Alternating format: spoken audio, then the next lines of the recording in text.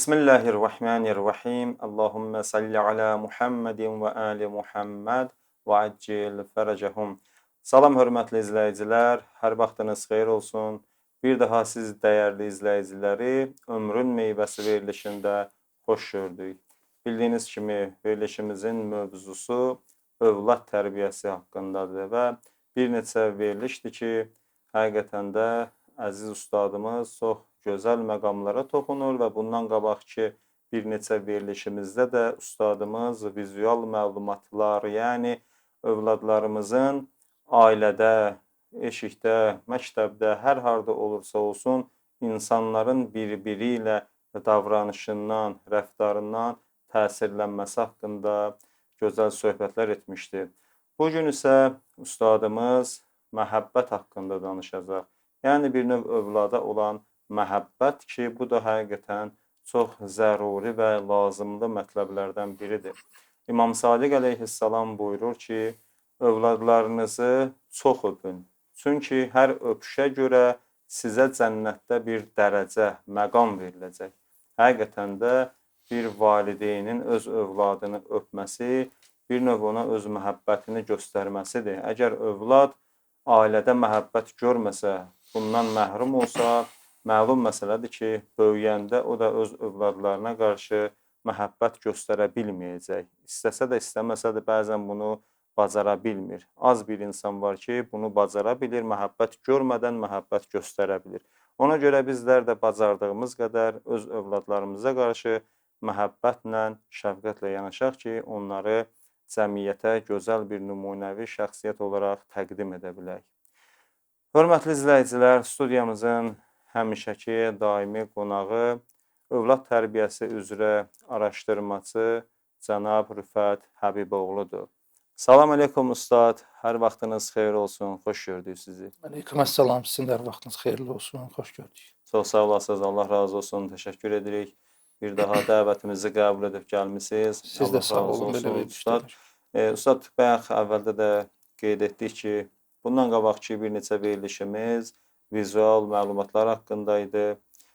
O vaxtda da həqiqətən çox gözəl, maraqlı söhbətlər elədiniz. Bugünkü mövzumuz da dedik ki, məhəbbət haqqında olacaq. Zəhmət olmasa elə bizə bu barədə də məlumat verərdiniz. Bismillahirrahmanirrahim və bihi nəstəin və huvə xayru nasirin və mu'in. Siz verilişin əvvəlində qeyd etdiniz ki, biz deməli keçən verilişimizdə valideynin davranışının övlada təsirindən danışdıq. Dedi ki, belə davranış növündə müxatəb övlad deyil. Həyat yoldaşlarının bir-birindən davranışı uşağın tərbiyəsinə təsir eləyir. Valideynin öz valideynləri ilə davranışı, qohumlarla, evə gələn qonaqlarla və s. və ilaxır. Fərqi də bu idi ki, müxatəb övlad deyil. Müxatəb başqalarıdır. Övlad başqalarının davranışından təsirlənir. Və qeyd etdik ki, insan övladının tərbiyəsinə təsir göstərmək istəyirsə, yaxşı olar ki, özünü idarə eləməyi ciddi tutsun, bacarsın. Nə üçün valideynin başqaları ilə davranışı uşağa çox təsir qoyur? Ona görə ki, valideyn və övlad arasında sıx, duyğusal bağlılıq var və valideyni özünə nümunə görür, ülgü görür. Ola bilər ki, iki qonşu dalaşsın, heç uşağa o qədər tərbiyədə təsir eləməsin. Təsir qoyur, amma o qədər də yox. Amma valideyn o arada olan duyğusal bağlılıq, valideyni nümunə kimi görmək, bu kimi məsələlər səbəb olur ki, uşaq valideyndən görən bütün davranışları təkrar eləsin. Və dedik ki, bu da bizim niyyətimizdən asılı deyil. Mümkündür bizim niyyətimiz pis olmasın, amma pis mesaj vermiş olaq. Və yaxud niyyətimiz yaxşı olsun, amma pis mesaj vermiş olaq.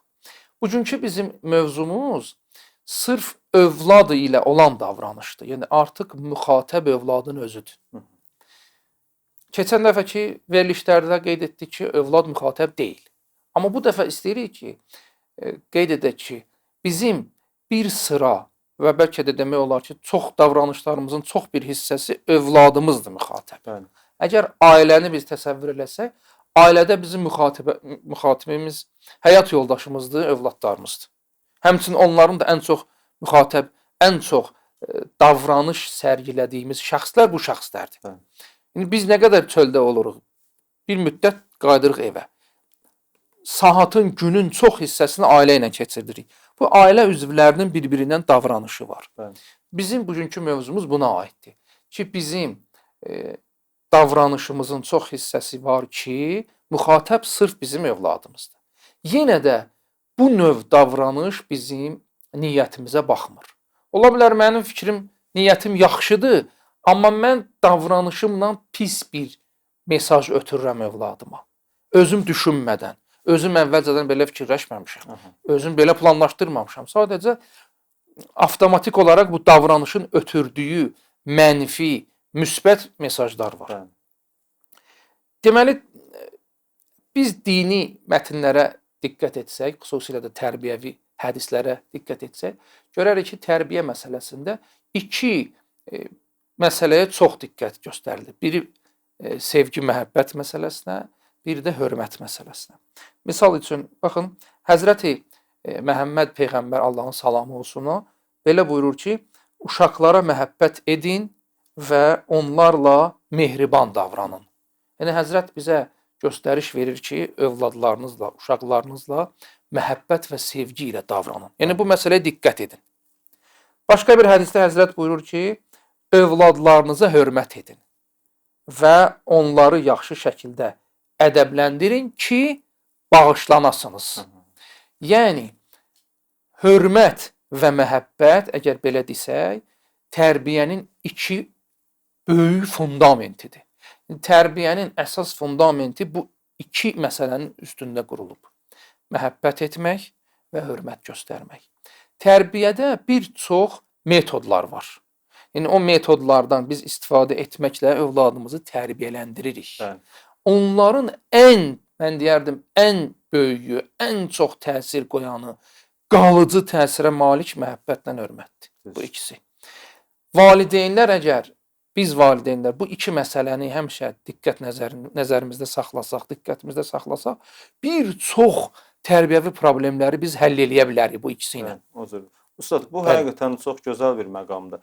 Görürük ki, biz müşahidə edəndə bəzi valideynlər bunun birinə diqqət edirlər. Məsələn, öz övladlarına məhəbbətləri var, amma bəzən ona hörmət qoymurlar. Yəni, məsələn, eşikdə, küçədə, bayırda, ya evə qonaq gələndə onların yanında onun şəxsiyyətini alçaldır, ya sözü ilə, ya rəftarı ilə onun şəxsiyyətini kiçildir. Amma çox istəyir öz övladını. Amma hörmət eləmir, bu da istər-istəməz zərbədir də, psixoloji bir zərbədir. Belə deyək ki, yanlışlığa yol verir. Bəli, bəli. Duygusal məhəbbəti var. Təbii ki, bütün valideynlər övladını sevir. Çox nadir hallarda ola bilər ki, hansısa valideyn olsun, övladını sevməsin.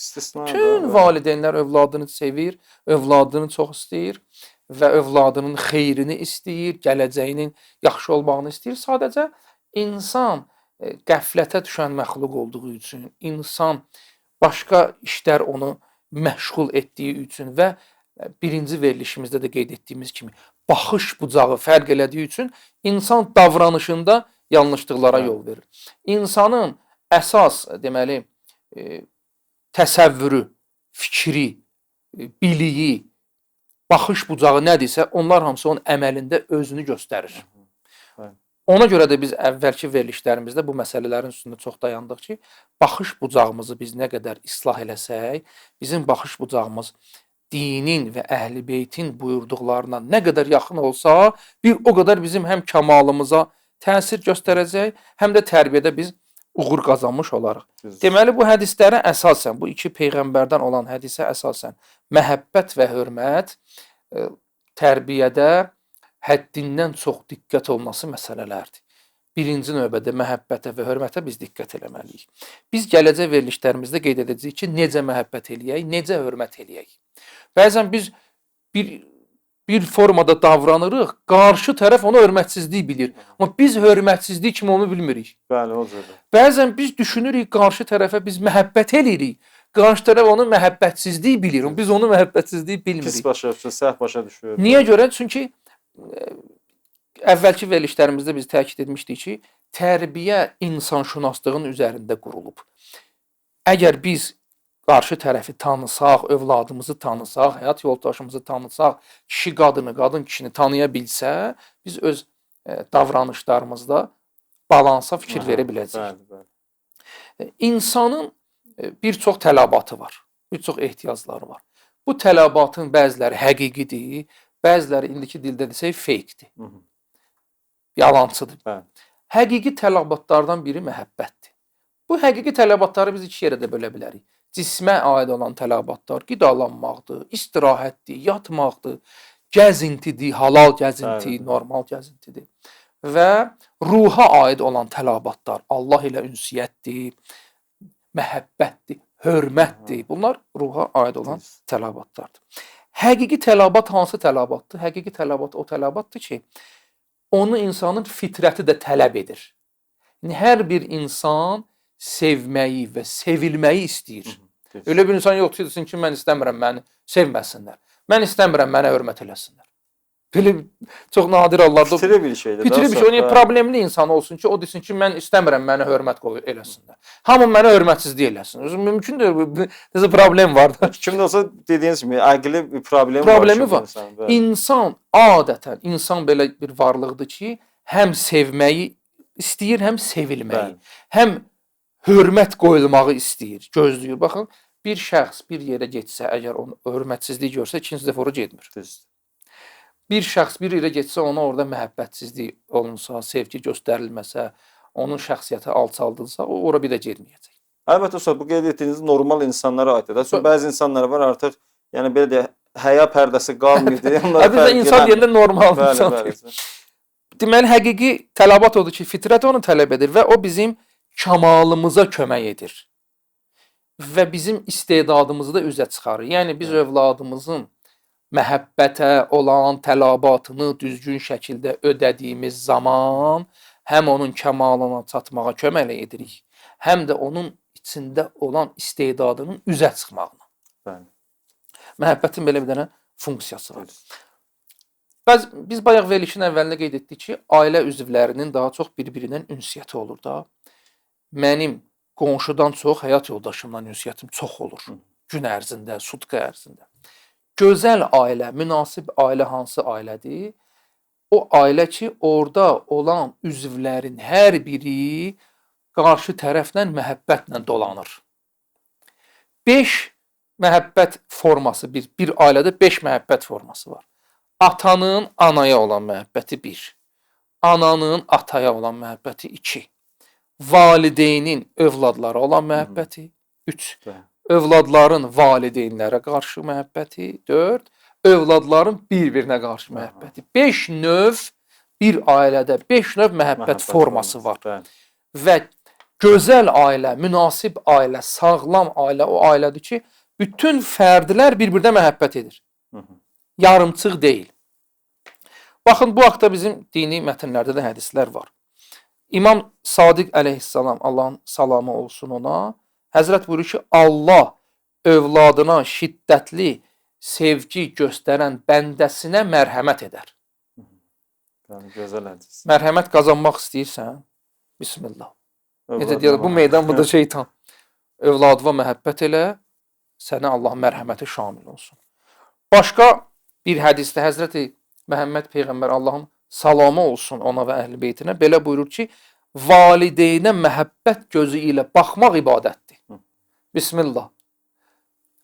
Heç bir iş eləmirsən burada. Yəni, böyük bir dənə ibadi işi yerinə yetirmək lazım deyil. İnsanın öz valideynə məhəbbətlə baxmağı özü ibadət yazılır. İnsana ibadət yazılır. Sonra həqiqətən də baxırıq ki, dini maarifdə Əhl-i-Beyt əleyhimussalamdan görün necə gözəl kəlamlar var. Həm valideynləri övladını sevməyə təşviq edir və bunun müqabilində böyük savablar qazanır insan. Və övladın əksinə valideynlərinə hörmət eləməsi və bunun müqabilində böyük savablar. Həqiqətən də dinimiz çox gözəl, çox kamildir. Sadəcə olaraq biz müsəlmanlar dinimizdən o qədər qafilik ki, bu cür nemətlərin qədrini bilmirik. Bilirsiniz, din insanın bizim verilişimizin vaxtına biz nəzərə alıb deyənə bəzi məsələləri qeyd eləmirik ki, həm yorucu olmasın izləyicilər, amma çox mühüm məsələlər var ki, insanın İnsan özü bir dənə çox belə deyək də, elə bil mürəkkəb bir varlıqdır. Bəli. Müxtəlif onda çalarlar var. Bilik, hiss, emosiya və ruhi məsələlər, cismi məsələlər, ruhun Bəli. özünün müxtəlif mərtəbələri var və s. və ilaxır. Bütün bunların ehtiyacı var hamısının. Düz. Və bütün bu ehtiyacları ödəyən yeganə bir sistem dindir. Aha, həqiqətən. Əhl-i Beyt əleyhissalam, Allahın salamı olsun onlara, bütün insanın xoşbəxtçiliyi və səadətə çatmağı, kəmala çatmağı üçün lazım olan hər şeyi bəyan eləyiblər. Mümkündür ki, detallarla olmasın. Amma usul, qaydalar bəyan olunub, qanunlar bəyan olunub. Biz əgər öz dinimizə, Əhl-i Beytin sözlərinə ciddi yanaşsaq, onların hər sahədə, baxın, tərbiyədə Əhl-i Beytin sözü var, iqtisadiyyatda sözü var, ailə sözü var, dost, qonşu, ictimai əlaqələr, sosial əlaqələr, işləmək, tənbəllik, hamısı üçün bizə yol göstəriblər. İmamın, rəhbərin işi də budur ki, ona tabi olanlara düzgün yolu göstərsin. Təəssüflər olsun ki, bugün başqa şəxslərin, başqa məktəblərin dalınca düşüblər insanlar, bəzi valideynlər yolu belə deyək də, səhv salıblar, düşüblər bəzi məktəblərdə məsləhət alırlar, özləri də görürlər ki, tərbiyədə heç bir müsbət təsir yoxdur və yaxud da az təsiri var. Bizə düzgün yol göstərə biləcək bir sistem ancaq İslam dinidir ki, kamil dindir və Əhl-i Beytin kəlamlarını biz ciddi tutmalıyıq. İmam Sadiq əleyhissalam, Allahın salamı olsun ona, buyurur ki, bəndənin imanı artdıqca həyat yoldaşda məhəbbəti artar. Baxın, biz əgər başqa bir hədisdə Həzrəti Məhəmməd əleyhissalam, Allahın salamı olsun ona, buyurur ki, imanın ən böyük budağı Allah yanında, Allah yolunda möminin möminə olan sevgisidir. Möminin möminə olan sevgisi, Allah yolunda olan sevgisi, imanın ən böyük bir budağı sayılar. Biz bu hədislərə baxanda, biz bu hədisləri analiz eləyəndə, təhlil eləyəndə, əvvəla görürük ki, xırda bir işə görə dəyərsiz işə savab verilmir. Bu işlərin dəyəri var ki, Allah onlara savab verir. Deməli, Allah Taala'nın dərgahında, Allahın nəzərində, Əhl-i Beytin nəzərində bu işlər önəmlidir. Övlada sevgi sərgiləmək, həyat yoldaşına məhəbbət göstərmək, bu metodlardan tərbiyədə istifadə eləmək, bunlar önəmli olmasaydı, Əhl-i Beyt əleyhissalam bizi bunlara yönləndirməzdi. Bizə bu sözləri demir, başqa şey deyərdilər. Niyə məhz bu məsələ? Deməzdilər ki, məhəbbət, övlada şiddətli məhəbbət həmin şəxsə mərhəmət qazandırar. Başqa şey deyərdilər. Çünki bunların elə fikirləşirəm, bu cür önəmli olmağının səbəblərindən biri də bunlar bir növ ictimaiyyətə də qayıdır. Yəni, insanın övlada məhəbbəti olması, sabah bu övladın məhəbbət dolu cəmiyyətə çıxaraq özünü təqdim etməsi istərsəmə cəmiyyətə də müsbət təsir edəcək. Əgər o övladı məhəbbət görməsə, və yaxud da qeyd olundu ki, cəmiyyətdə də bu məhəbbət təqdim edə bilməyəcək, cəmiyyətdə istərsəməz şiddət, belə deyək də, bir sərgiləyər bu övlad. Ya möminlərin qeyd elədiyiniz kimi bir-birinə məhəbbət olması ictimai bir məsələdir ki, bir cəmiyyətdə gözəl bir, belə deyək də, ali bir cəmiyyət formalaşır o məhəbbətin nəticəsində. Həzrət buyurur ki, Allah yolunda möminlərin bir-birinə, nə məqam, nə pul, nə məşhurluq, nə populyarlıq, yox, Allah xatir. Baxın, bir məsələ sizin qeyd etdiyiniz məsələdir, sosial məsələlər gələcək. Bir də din insanı tərbiyə etmək üçündür. Bizim münasibətlərimiz var da, insanın dünyaya gəlməsi ata-anadandır. Yəni, bu səbəb nəticə belə qurulub ki, bu sistem belə yaradılıb Allah tərəfindən ki, insan atasının, anasının vasitəsilə bu dünyaya gəlir. Və deməli, ata-ana və övlad arasında bir münasibət yaranır. O bəndə, o uşaq, o övlad tərbiyə olunmalıdır. Onun müəyyən bir ehtiyacı və tələbatı var, müəyyən psixoloji məsələlər var, ruhi məsələlər var ki, onlar əgər düzgün qoyulmasa, o nə bəndə ola biləcək, nə kamala çata biləcək, nə onun istedadı üzə çıxacaq. Nə etmək lazımdır? Deməli, valideynlərə başa salmaq lazımdır ki, bu uşağın filan tələbatları var, sən bunu elə. Həm o özü kamala çatsın, həm sən kamala çatasan, həm də cəmiyyət. Bütün hamısını nəzərə alıblar. Ona görə din kamil, dində məsum şəxsin sözüdür bu. Bəzən adi insanların təcrübədən yarandığı sözü cəmaət tez qəbul eləyir. Üstündən 10 il keçəndən sonra həmin şəxs qeyd edir ki, tarixdə çoxdur bu adamlar, indi də var. O şəxs qeyd edir ki, bəli, mən 10 il bundan qabaq filan sözü demişdim tərbiyə məsələsində. Amma indi müəyyən 10 il təcrübələr nəticəsində biz gördük ki, o sözümüz səhv idi. Bəli. Bəs bu 10 il ona əməl edənlər hara getdi? Onların cavabını kim verəcək? Əhl-i-Beyt məsum şəxslər, Allahdan olan elm və lazımdır ki, tabe olasan. Yəni heç bir naqislik yoxdur da. Yəni Naqis, hər bir bəli. kəlməsi %100 Naqislik olan. bizdədir. Ola bilsin ki, bizim dərkimizdə, ola bilsin Bəli. bizim başa düşməyimizdə və bu kimi məsələlərdir. Deməli, məhəbbət insanın tələbatıdır, fitri tələbatıdır, ödənilməlidir, həqiqi tələbatıdır. Fake tələbatı deyil. Qida da insanın tələbatıdır. Bəli. Qida da uşağın tələbatıdır. Əgər biz övladımıza qida verməsək, o onun fitri tələbatı olduğu üçün özü qida dalınca gedəcək. Amma övladımız əqli cəhətdən müəyyən bir mərhələyə çatmadığı üçün mümkündür ki, özünə ziyan və zərər verə bilən qida yesin. Fikir vermisiniz də, məsələn, uşaq, biz deyirik ki, sən əvvəlcə yeməyi ye, sonra şirniyyat ye. Uşaq deyir ki, yox, elə mən indi şirniyyatın hamısını yeyeyim. Bəli. Və yaxud biz deyirik ki, bu duzu çox yemə, istiyotdan çox istifadə eləmə. Filan şeydən çox yemə, səndə məsələn problem yarana bilər. Uşaq əsas məsələ nədir? Qida mənə çatsın. O qidanın keyfiyyətindən xəbərsizdir. Və mümkündür ki, özünə ziyan vursun. Məhəbbət də belədir. Əgər valideyn ailədə övladının məhəbbətə, fitri ehtiyacını ödəməsə, övlad evdən kənarda məhəbbət dalıcan olacaq. Və mümkündür ki, evdən kənarda axtardığı məhəbbət fake məhəbbət olsun və onun bütün ömrünə təsir qoysun. Bütün onun xoşbəxtçiliyini əlindən alsın, bədbəxt olsun belə insan. Hardan qaynaqlandı? Ailədə valideyn qəflətə düşmüşdü və yaxud bilmirdi və yaxud bilmək istəmirdi ki, bu qarşıdakı insanın mürəkkəb varlıqdır, müəyyən ehtiyacları var, mənim yanımda olduğu üçün mənim vəzifəmdir bunun ehtiyaclarını ödəyim.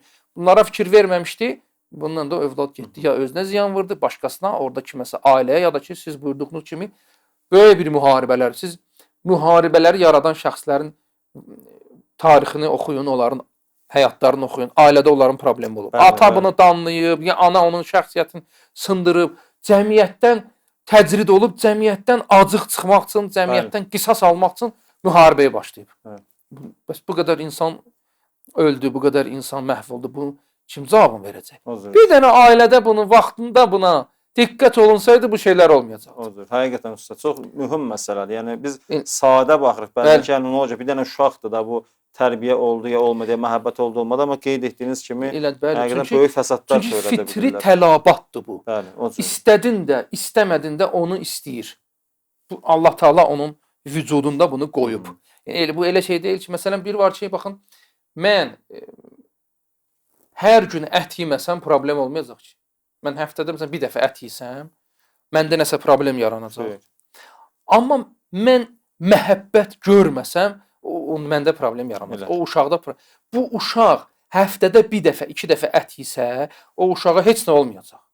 Böyük bir problemlər onda yaranmayacaq.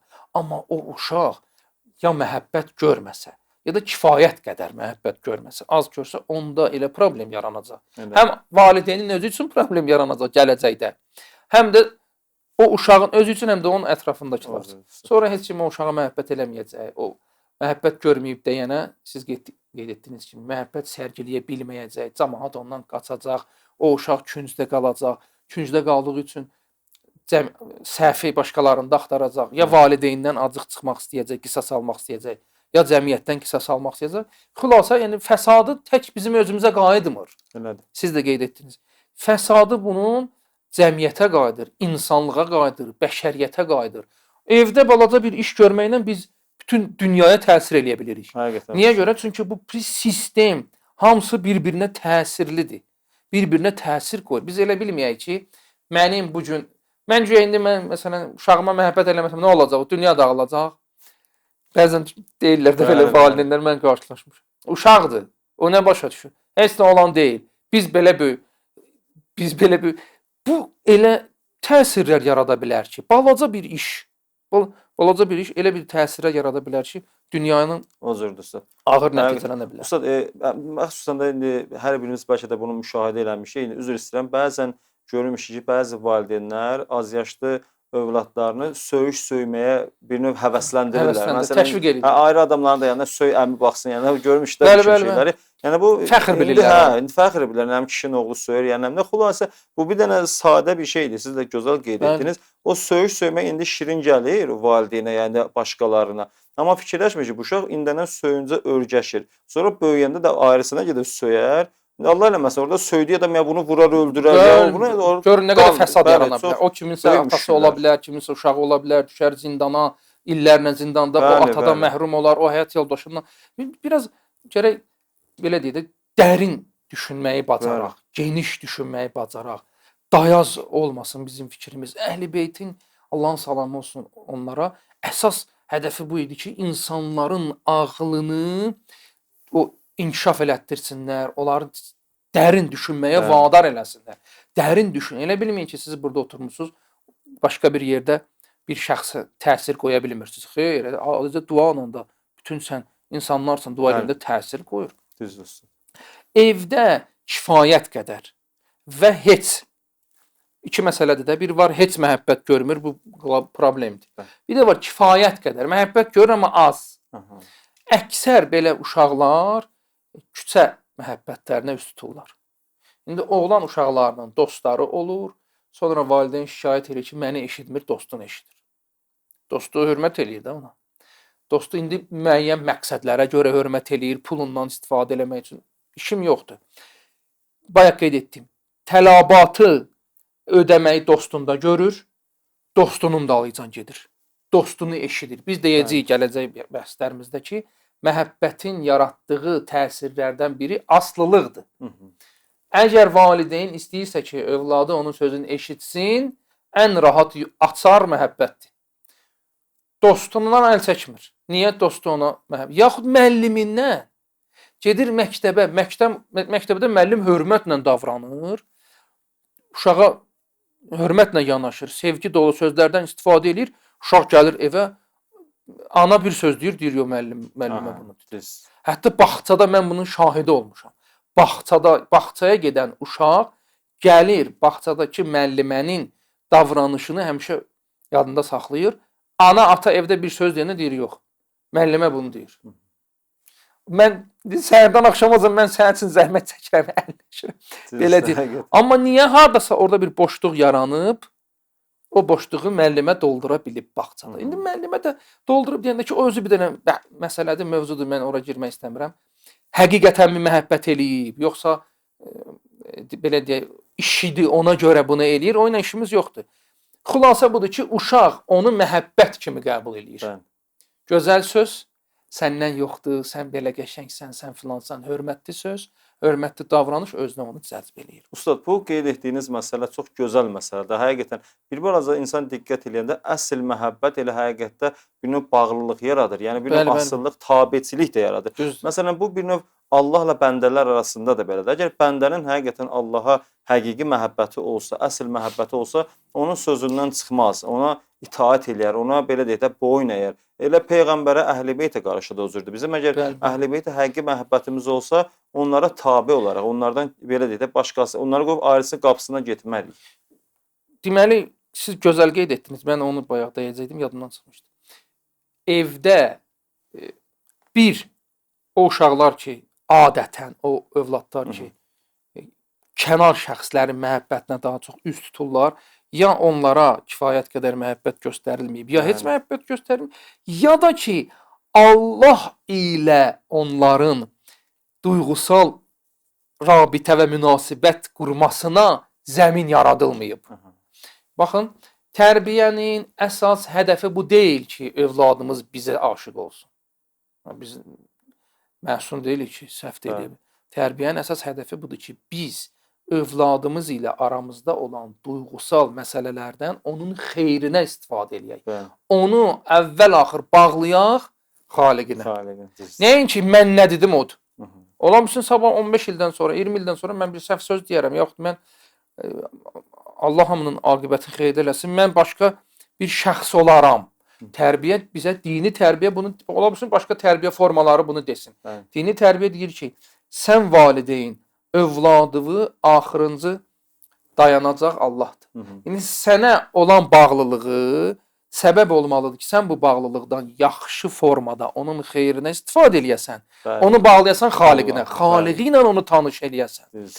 Özün əgər ona kifayət qədər məhəbbət eləyə bilmirsənsə, heç olmasa bu rabitəni yaradıcıyla o ali məhəbbət mənbəyinə qoşulsun. Qoşulsun, bağlansın ora. Oradan enerjini alsın, Bəli. bağlansın ora.